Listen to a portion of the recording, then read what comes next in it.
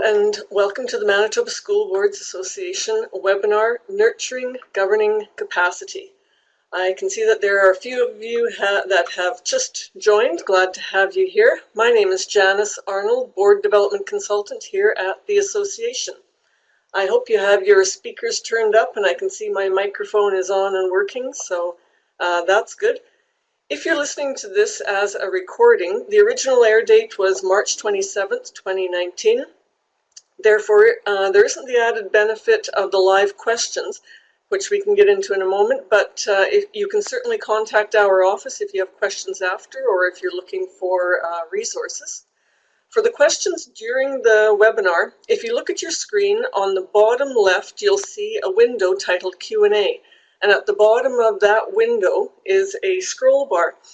You just type your question in there at any time during the webinar. I'll be addressing all the questions verbally at the end. As well, you can hear me, but I can't hear you, and neither can anyone else on the webinar hear you. We're just doing that for the benefit of some people that are tuning in as a group from, say, the school division office. So it also just helps keeping the sound muted and keeps the background noises down. Presentation coming up, and my webcam should be starting right away. There you see me in my lovely office, and as you can see, I've got my windows there right on to Provencher Avenue, so I hope that there's not too much background noise going on there. Okay, nurturing governance capacity. Go on to flip over screens here. So this webinar, it might not be actually as long as some of the previous ones, but it is part one of a series of 3. So if you want to tune into the others, they're going to be on May 1st and 22nd. And you'll need a unique link for each of the webinars, so just drop me an email and I can send that to you. Otherwise, once each webinar is done, we post it to our webinar library, and that's in the e-learning section of our website. You can look at the group, I believe it's titled or going to be titled Governance, and you'll find all 3 there and maybe some more that'll be coming in the future. I'd like to start with the framework for governing, or the terminology is, or you might have heard it before, your governance model. It's often viewed as boards and administration's authority framework. It outlines the processes, the organizational structure, or the rules of engagement, if you like, for governing your school division. It sets out a frame of reference for how a group of people will work together, not only at the board table, but within the whole division. If you like, you can maybe say it's the rules of the game. So it's hard to play if you don't know them or follow them, or when everyone starts playing by their own rules. So within your model is your policy manual. I often think of it as the scaffold that holds the governance model together. It's what builds common understanding for everyone. So if in doubt of how things work or how it's run, this is where you need to start. It maintains the order and sets the parameters. You can turn to it for support or use it as your how-to guide, I guess. It's also your plan of action when it comes to things like your budget or perhaps your system goals. Your policy manual works in concert then with your board's procedural bylaws, or how your meetings are held, how you elect your board chair, for example, at your inaugural meeting in September. And it provides direction for the administrative or operational procedures, guidelines, or regulations, which are most often under the authority, or they can be under the authority of administration, or dependent upon your model, it can be a shared responsibility. And looking at some of your answers that came up, there are some models where it is more delineated, and others where it's really working together as a team, and there's perhaps some common understanding of who has authority in certain areas, even if it's not always spelled out, and perhaps there's more fluctuation with one model than another. Or perhaps people move into other areas more often using one model than another. That can happen too. All of these pieces are, though they are really aligned, and they are not only what a board needs to use for its purposes and work, but it's also what a board must follow. A policy isn't, or policy manual isn't just adopted and then shelved and then you keep on working just the way you want to work. It's just how you will use it as you move forward. It cannot be ignored when it doesn't suit your purposes. So a board that has and follows a well-constructed, up-to-date policy manual and whose manual is in line with its governance model and the overall theory or the way the model is laid out, and has, of course, the supporting bylaws and procedures, it's often found that that board is a high-functioning board and with good governing capacity. So that's perhaps one of the first areas you need to look at. Is your governance model one that is working well for your board? Do you have a policy manual that's up to date, that's well structured? Is everybody able to know what's in your policy manual and follow it? That's creating and nurturing good governing capacity.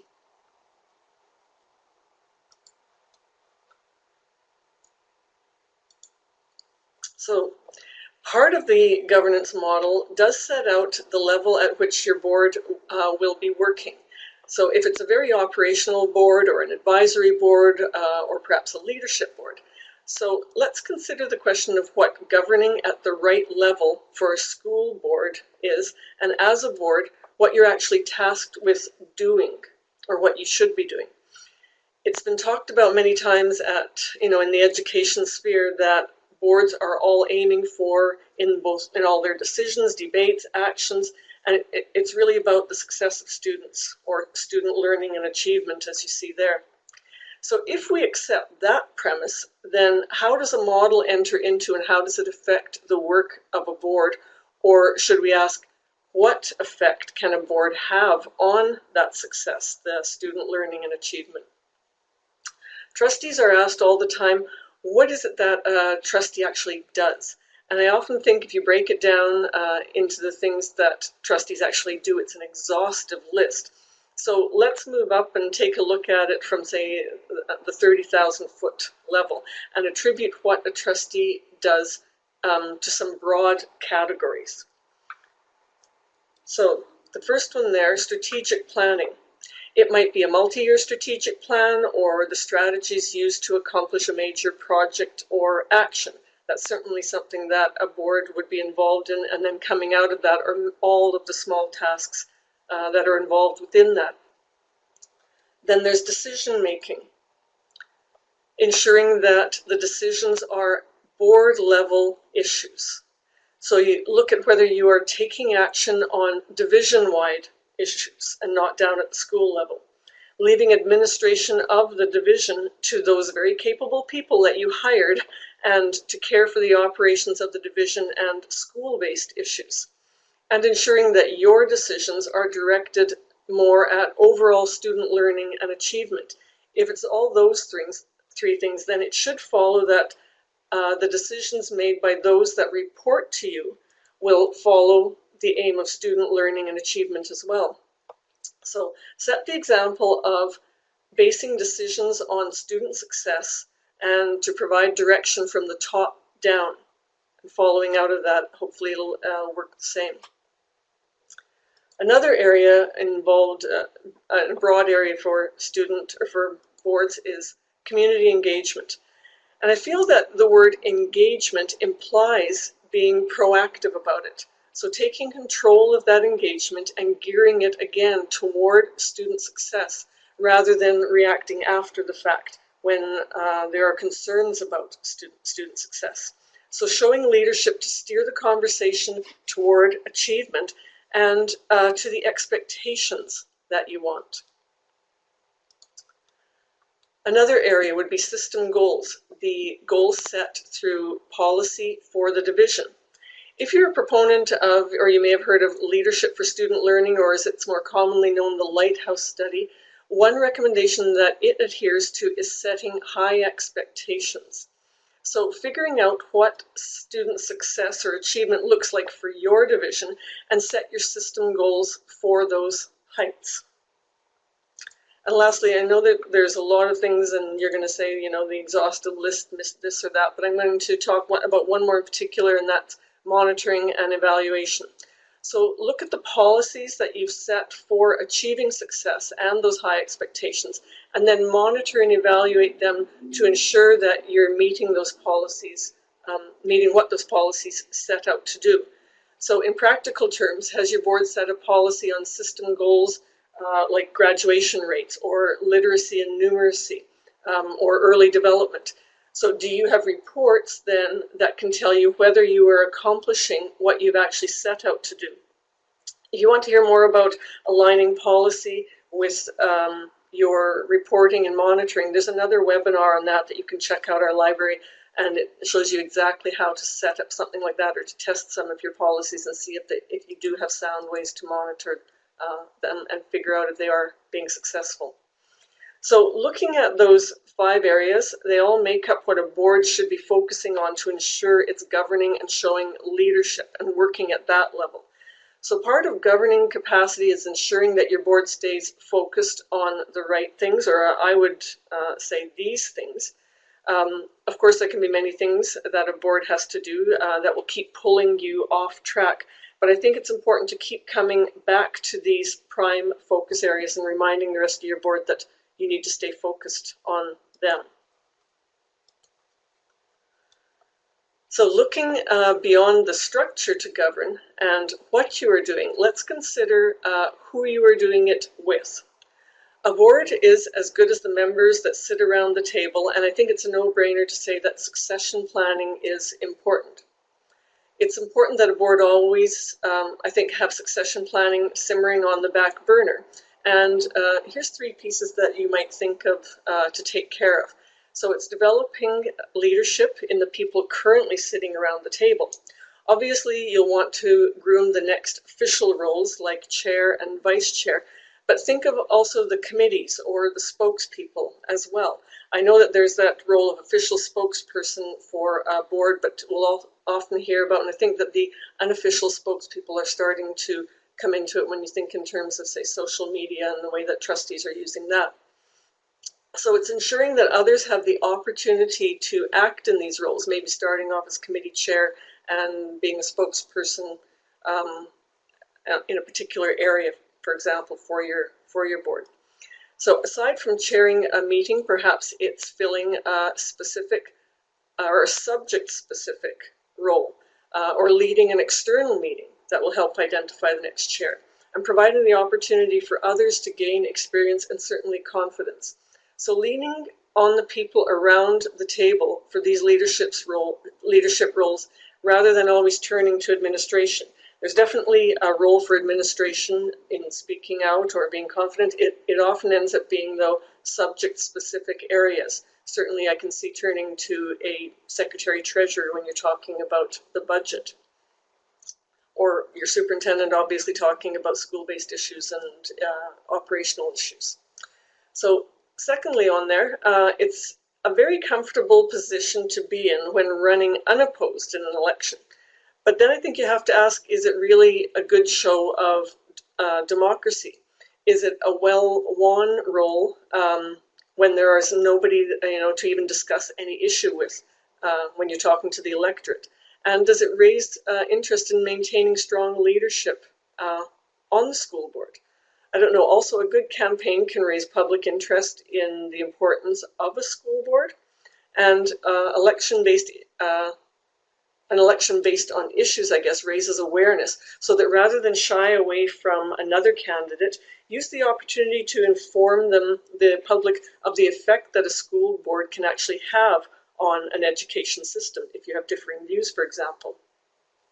And of course, too many acclamations also send a message that people don't care who runs the school system. So maybe school boards in general aren't that important. And I don't think that's a message that anyone wants to send our public. And then a third way to groom, I guess, or identify governing capacity or to build it is really to ensure in the first place that your house is in order. And by that I mean it's the responsibility of the board to ensure that they have a high-functioning board with a good public reputation.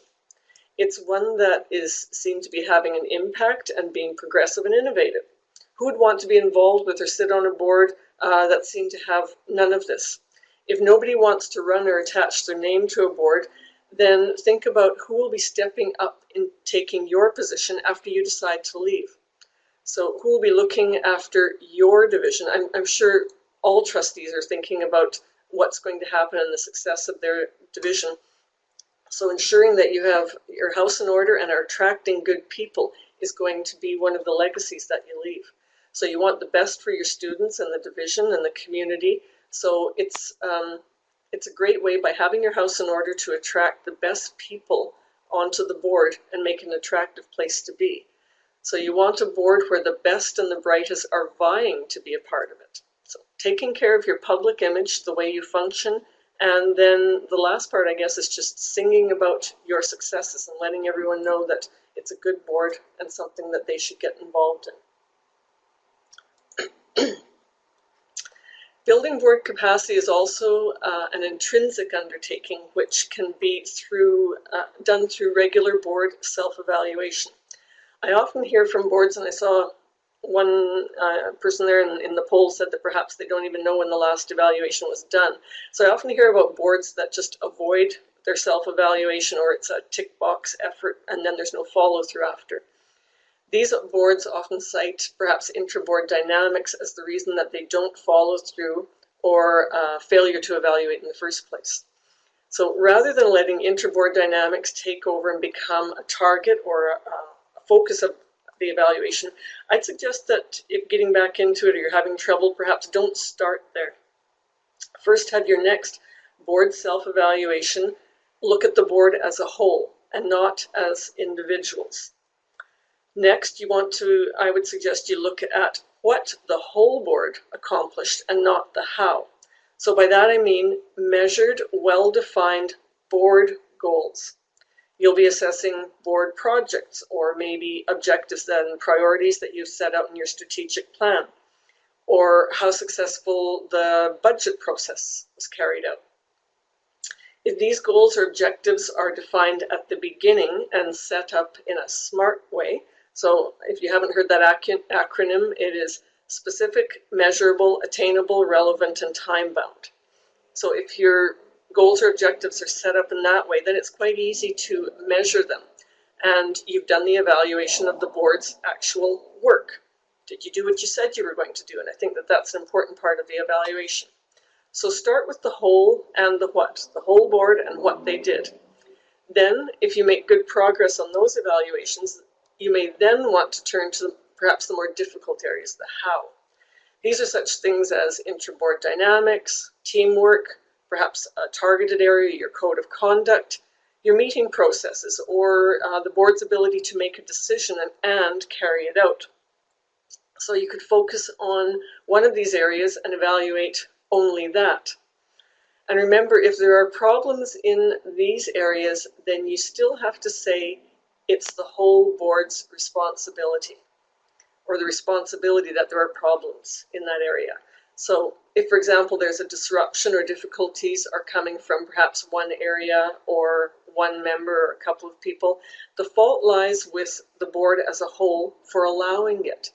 It's often said that you can't change the behavior of someone, so you need to look within and see how to change your behavior or perhaps your reaction to get a different reaction from the other side. So don't neglect those evaluations, and ensure that it's not just the tick box survey. And then there has to be that follow through on areas needing improvement in order to increase your your capacity to govern. There's also a webinar on doing the evaluations, or you can certainly call my office and I can help walk boards through some of that. We have a couple of very good resources on our website. So further to building board capacity, and that's board PD. After the evaluation and identifying areas for improvement, how do you follow through? It may be as simple as identifying areas that your board has not yet addressed in its strategic plan and outlining and assigning tasks in order to complete the goal. Or maybe it's more broad-based. Maybe it's improving board knowledge in a subject-specific area. It might be negotiations, a tendering process, financial literacy. It may be implementing processes that will change behaviors. you may change the process for communicating or debating or engaging your community. Whatever it is, identify strengths or weaknesses and make a plan then to address them. For strengths, you support them and keep doing what you have been doing, or perhaps celebrate them. And for weaknesses, take action. I remember I had worked with one board who, following a deep and wide-ranging evaluation, they developed, actually it was a 4-year plan for PD. And they based it on several areas. They looked at their self-evaluation and where they had identified weaknesses and how they worked, and it was in how they worked together. And then there was upcoming projects in some specific areas of their strategic plan. For example, taking a subject-specific area or subject-specific PD for decisions they were going through and having to make in the next couple of years. So looking at decision-making and looking at, I don't recall what the subject was, but increasing their knowledge in those areas, and they knew that it was going to come up and they would have to deal with it. And then finally, they included general PD that promoted good governance practices. So I believe that what they did was they went through all the modules of the Lighthouse study that I mentioned earlier. So a 4-year plan had them working on very relevant PD, and it was for the entire 4-year period. So in this respect, they were proactive in looking at their needs and addressing them. And the board equipped themselves to build their governing capacity over the next 4 years. I was just going to mention again, I do see that there's a couple of questions that have come in, so just feel free to keep asking your questions, and we'll look at all of those at the end. So I'd like to read next from a quote from the Winnipeg Chamber of Commerce, and it came from their blog on January 24th, 2019, and it said, "Good boards have lots of debates, but they need to present a unanimous decision and come together to manage conflict, not add to it. Effective boards need to be behind the organization they represent every step of the way. They need to share the organization's vision and goals. Having a clearly defined strategic goal will help your board become more action-oriented." So I want to focus on that last part. Effective boards have a clearly defined strategic goal and are action-oriented. So I'm going to turn that around and start with the end. Because a board that has clearly defined strategic goals for which they take ownership, they are or they become action-oriented and are then focused on those goals. And because they have goals that all members have agreed to work on and they're all working toward, they then become action-oriented, and their debates and decisions are more likely to be aligned. And this can also, as the quote said at the beginning, come together to manage conflict. So by focusing on agreed upon action-oriented goals, it enables boards and its members to get behind the organization they represent and share the board's vision. The point I make is this: if you're not working on the areas I pointed to at the beginning of the webinar, do you remember strategic planning, decision-making, community engagement, etc., then you need to ask, are we working on the right things? And if you are working on these, then there may be less time to get bogged down with the disruptive things and get sidelined with issues that take away from or compete with your ultimate vision for the organization, which for boards, I hope, is about student learning and achievement. So the final point I'll make on this, and it's that boards need to be proactive rather than reactive. So set out the work according to your vision and stay focused on that.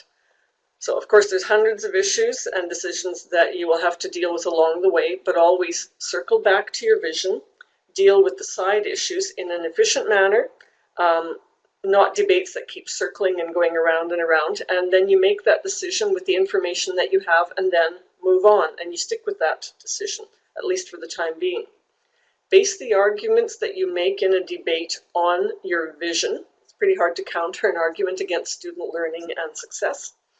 And base your decisions on that vision that you set up. So let's review some of these pieces. Ensure that you have an up-to-date governance model that follows the latest good governance practices. Ensure that all trustees understand and that in practice the board follows the policies set out in the supporting material. Concentrate on areas that have a direct effect on student learning and achievement. So you're ensuring that your policies, actions, decisions are all geared towards success in those areas. Also ensure that your board is working at the level that a board should be working at and not getting caught up in the operational issues or working at something that is not board business, if you like. Stay focused and work on the things that you need to, otherwise who else is there to work on them? Continue to build capacity around the board table through leadership development, through recruitment of future board members, and also there's nothing like a board in disarray or one that is publicly dysfunctional to turn people off from serving. So ensure your board and your house is in order, I guess, and that is what the public sees. Take the pulse of your board from time to time through regular evaluations and follow up on the areas that need your board's attention. Be proactive when it comes to board learning. Use your self-evaluations and future decisions or initiatives that you know you have to work on to determine areas where you need to prepare. So you can try developing a specific plan and resources and timelines so your board is well equipped to govern. So be proactive about your learning. And finally, does your board have a vision for the school division? Do they have a plan how to achieve it? And is that vision shared by all the trustees? So deal quickly and decisively with other issues that come along, and then move back to focusing on that overall vision and getting yourselves to move toward it. So let's just click over to the last one. This really ends the last part of the formal part of the webinar. I hope that you've been able to pick up a couple of things that your board can use to nurture its governing capacity. I'll just click and take a look at the questions here. It says, our board has been using, I guess, the Iowa Lighthouse Project as a guide for a decade. Do you have a sense of how many other divisions are doing that? I will say that in speaking with boards over the last 6 years, prior to that, there seemed to be more of a push. It seems to have, what I have been hearing in any case, it seems to have fallen by the wayside a little. However, there are some boards, I would say, that I personally have heard about. I'm going to say maybe a third of the boards in Manitoba have actively taken on that Lighthouse study and done something with it and gone through every module. That's just within the last 6 years, but prior to that, where there was a big push on it, there may have been more that have done it. However, to that point, as you know, or as you may know, every term, 4-year term, there is a turnover of about a third of the trustees within the province of Manitoba. So it can always be something that can be referred back to. I do see that, okay, there's one other question that's coming in. And as I was just going to say, if you want to keep adding questions as I deal with these questions, feel free to do that, or you can contact me at the board office. We can always do that. I'm also going to click over as I'm looking at these to the last screen. And I'll just take note. I often have resources that I put up in this, the top area there. It says, right now it says web links to. Sometimes I'll put a downloadable thing in there. If you click on it, it says Manitoba School Board's Trustee Education. If you click on that and then it says browse to, it will take you to our website and to the very area where we have the trustee education piece, and there's some resources in there. You can also look under the yellow resources tab on our front page. So looking at this here, I see, what do you recommend to build trust and effectiveness between new board and superintendent and their staff? Well, that's a big question. I would say that there's a couple of pieces to this, and this goes back to perhaps to do with the evaluation. So if you're talking about, let's talk, and there's two pieces here. If you want to talk about new trustees, trustees that have just started, and maybe more experienced trustees, I think one of the things you can turn to is what I mentioned in the last couple of slides, being on track in the same goals and ensuring that everybody has the same understanding of them. So if you're all working towards the same pieces, it might be worth reviewing what's in your board's strategic plan. So here's a quick example. If boards have a multi-year strategic plan and the new trustees coming in are not well immersed in what is in that plan and what priorities the boards are dealing with, those new trustees might be wondering, why do these things keep coming up on the agenda and I can't get my pieces up on the agenda? It's because the board has prioritized those subject areas to look at and those goals. And if the multi-year strategic plan isn't going to be over, it might be a couple of years, then you as a trustee will have gained in experience, a new trustee will have gained in experience and know-how and know what they want to put into that multi-year strategic plan to move into the next 4-year or 3-year, whatever your plan is. The other part, of course, has to do with intra-board dynamics and has to just do with teamwork. We do offer a couple of workshops in that area, but it also has to do with communication. So ensuring that the reporting going back and forth between administration and the board is on track, and the questions that you're seeking out are being answered. It's hard to look at it now like just building trust unless you look at it perhaps more in depth and say what is breaking down the trust in the first place. One of the things the last piece of this governance series is called, it's about repairing board and superintendent relationships. So perhaps that will help answer some of your other questions as you move along too. But one of the things I will say just overall, without knowing what the specifics are, is first and foremost is communication. So if you can, any improvements in those areas can be a big help when it comes to building trust. I'm going to look here and see that there's another question there that says, you talked about vision and at the end you talked about a plan to achieve it. Are you talking only about the division's strategic plan or is there another? So the strategic plan is certainly part of it, but I would see that your vision perhaps is a longer term overall goal. So a current strategic plan might look at one particular area or a few that will move you closer to your ultimate, the vision for your division. But accomplishing that vision will take probably a lot longer. When I'm facilitating the development of a multi-year strategic plan, I actually like to use the word priorities rather than goals or objectives. And that's something that I referred to just in the question prior to that.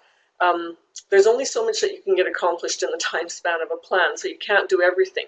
And the reason I use the word priorities is you have to prioritize what you're going to be working on at that time to move you forward towards your ultimate goal or achieving your vision. But that also answers why you see your boards perhaps working in particular areas. Those are the priorities that they've set out in their multi-year strategic plan. And often those areas are given to them by their public. Their public is asking them to please work on these areas, and that's what they want them to prioritize. So there's often pre-work heading into their strategic plan and figuring out what their public is asking them to do. So I've got another question here, and it says, with regard to strategic plans, how long is the norm for a multi-year strategic plan, and should it be reviewed and changed annually to update it? So first of all, there's no specific number of years in a multi-year plan that they must conform to. In my experience, I've found two things. It's more a matter of what is in the plan and how long it will take to achieve the priorities that you set out. And secondly, whereas I'd seen plans years ago, they used to lay out 5 and 10-year strategies. I will say that most boards that I see now, not only in the school system but otherwise, they find that things just change way too often to do this. It's everything from technology to the speed of communication to the rollover of staff and more.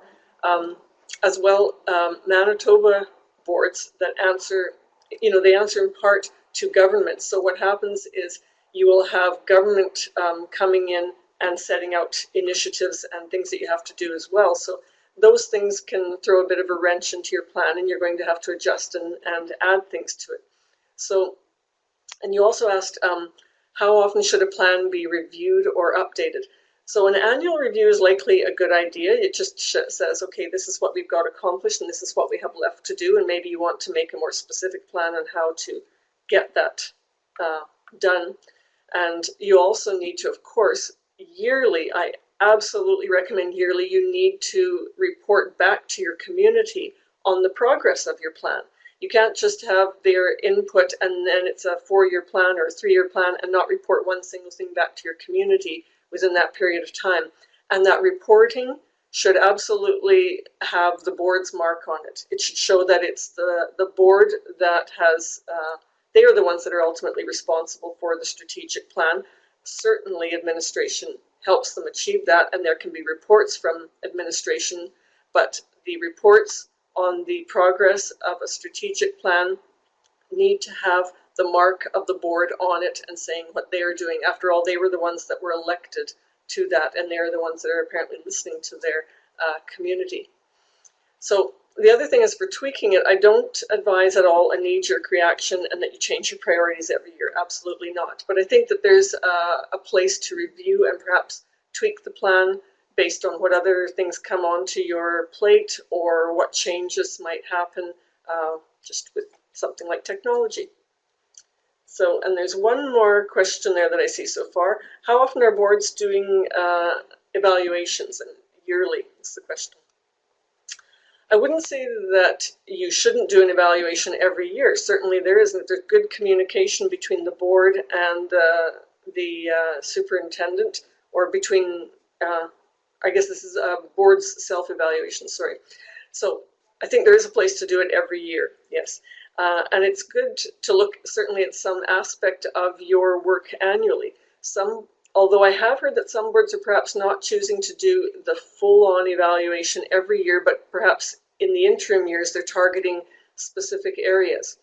So there's certainly a place to do an in-depth review, but there's nothing wrong with looking and taking a targeted approach with a chosen purpose. So as long as you're all on board with what you're looking at and what you are going to be looking at and measuring that year. So for example, one board that I worked with, they decided that they wanted to look specifically at their code of conduct that year.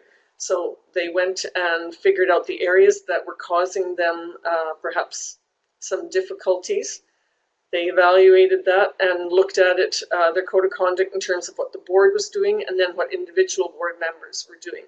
They looked at targeted areas, and we came together and figured out a way that they could work to alleviate some of those problems.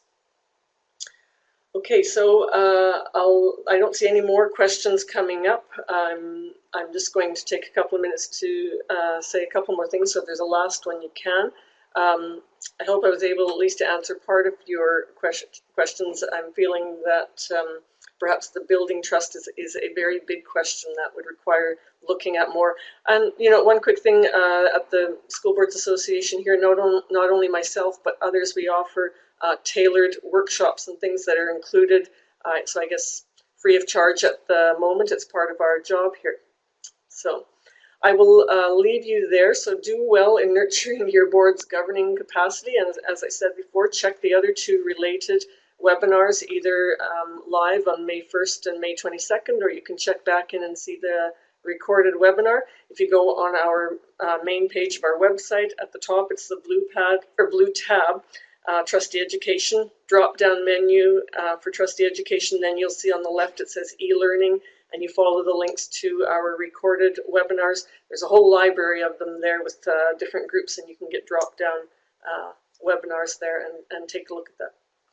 So thanks for joining me, and there's my information at the bottom if you need to catch me on something else in particular.